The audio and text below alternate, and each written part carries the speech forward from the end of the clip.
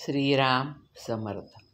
सद्गुरू श्री ब्रह्मचैतन्य गोंदवलेकर महाराज यांचं प्रवचन 27 ऑक्टोबर. परमेश्वराकडे कर्तेपण देऊन काळजी सोडून द्यावी. सर्व कर्तेपण परमात्म्याला देऊन आपण काळजी करण्याचे अगदी सोडून द्यावे आणि सदैव समाधानात आणि आनंदात राहावे. जे जे काही घडते आहे ते परमात्माच आपल्या हिताकरता करतो आहे आणि आपल्याकडून ज्या क्रिया होतात त्या आपण करीत नसून परमात्माच करीत आहे अशी प्रत्येक गोष्टीमध्ये आणि प्रत्येक क्रियेमध्ये जाणीव आणि भावना ठेवावी. अशी भावना ठेवायला कुठे बिघडते? त्यात अवघड ते काय आहे? प्रयत्न अवश्य करावा आणि तो कसून करावा, पण तो परमात्माच सर्व करीत असून त्यात येणारे यश अगर अपयश हे सर्व आपल्या हितासाठीच आहे अशी ठाम भावना ठेवली पाहिजे. अशी ठाम भावना ठेवल्यावर काळजीला जागाच कुठे राहिली आणि एकदा काळजी गेली म्हणजे आपला आनंद हा स्वयंसिद्ध आहेच आहे, तो काही दुसऱ्या कुठून मिळवायचा नाही.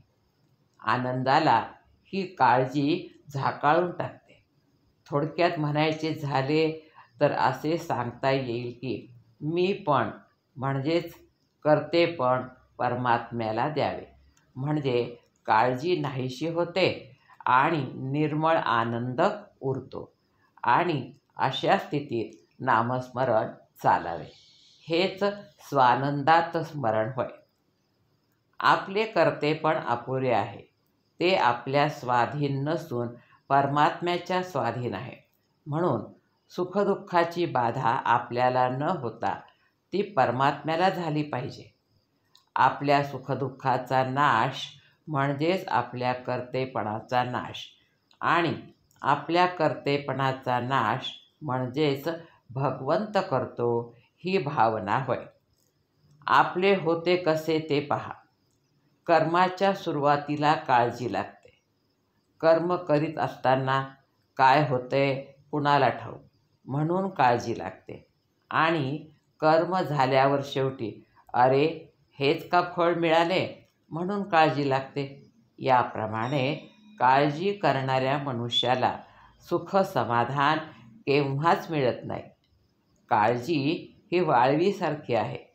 काही खात असताना तर ती दिसत नाही, पण कपडा किंवा पुस्तक खाल्ल्यावर मात्र ती दिसते.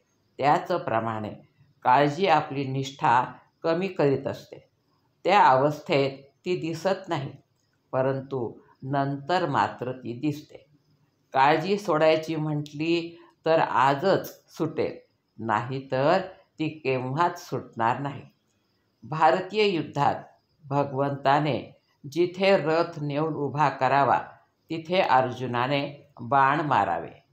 अर्जुनाने आपल्या रथाच्या दोऱ्या भगवंताच्या हाती दिल्या. त्याचप्रमाणे आपण आपल्या जीवनाच्या दोऱ्या भगवंताच्या हाती देऊया.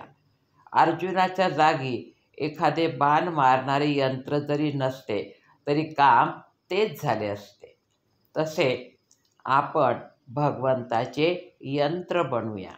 यंत्राला चालविणारी शक्ती आणि यंत्राकडून काम करून घेणारी शक्ती म्हणजे भगवंत आहे. आपण आपल्या मालकावर पूर्ण विश्वास टाकून त्याच्या नामात राहूया. आजचे बोधवचन.